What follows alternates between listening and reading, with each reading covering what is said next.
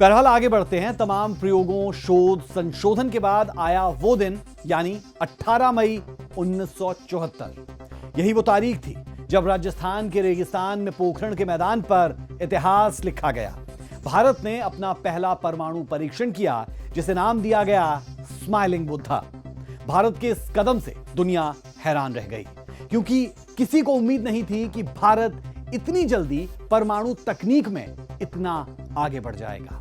भारत सरकार ने इसे शांतिपूर्ण परमाणु परीक्षण बताया, यानी यह परीक्षण ऊर्जा और शोध के लिए किया गया था, हथियार बनाने के लिए नहीं। लेकिन असल संदेश साफ था। अब भारत के पास वो तकनीक और क्षमता आ गई थी जो उसे दुनिया में रणनीतिक ताकत देती। यानी अगर देश की सुरक्षा को खतरा हुआ तो भारत खुद को बचाने में सक्षम है।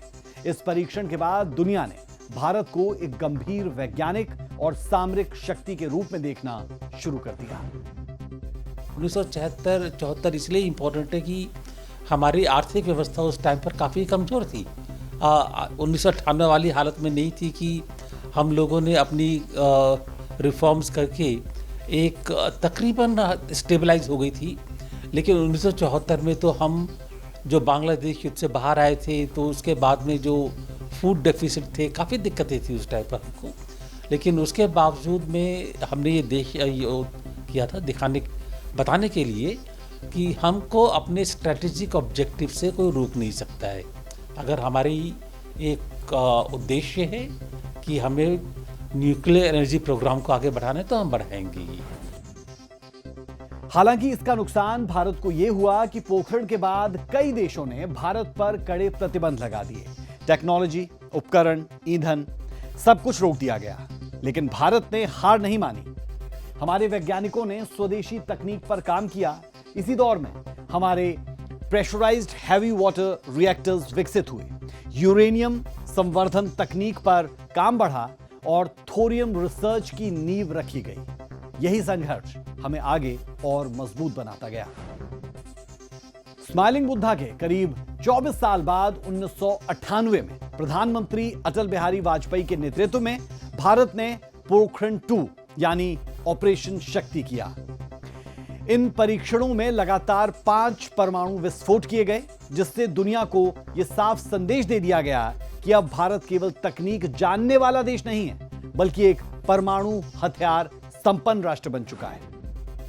इसके बाद में कम से कम यूएसए के लिए भी और यूरोप के लिए भी ये साफ जाहिर हो गया कि वो भारत को एक जो कहते हैं आर्टिफिशियल या ये डुप्लिसिटी नहीं चलेगी कि हमारे लिए तो न्यूक्लियर वेपन सही है, आपके लिए सही नहीं है। अगर आपके लिए सिक्योरिटी की ज़रूरत है, आप मत बनाइए, हम भी नहीं करेंगे, आप भी मत बनाइए।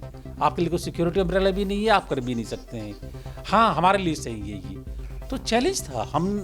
इसीलिए हमने न्यूक्लियर प्रोलिफरेशन ट्रीटी भी साइन नहीं करी थी कि जब तक कि स्टैंडर्ड सबके लिए सेम नहीं होंगे, हम इस पर साइन नहीं करेंगे।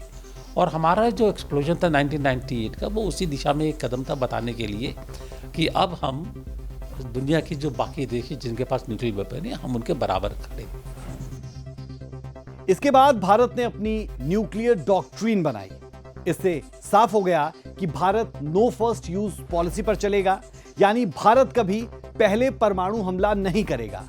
लेकिन अगर किसी ने हमला किया तो परमाणु हमले का जवाब पूरी ताकत के साथ भारत देगा।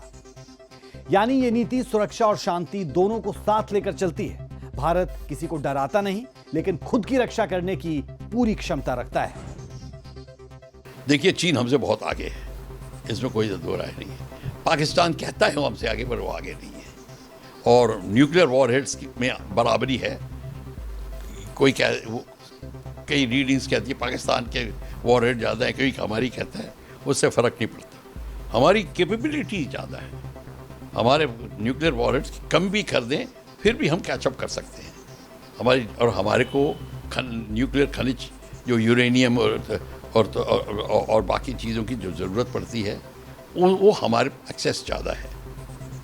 पर एक बात हमें ध्यान देना चाहिए, हमारी नीति सदैव ये रहे कि किस तरीके से D nuclearization of the world की तरफ हम अपना आवाज़ उठानी चाहिए। न्यूक्लियर मिलिट्री न्यूक्लियर वेपन्स का कम से कम इस्तेमाल हो, उसका चांसेस कम से कम हो, उनकी डेवलपमेंट कम से कम हो, भारत को उसकी तरफ ध्यान देना चाहिए।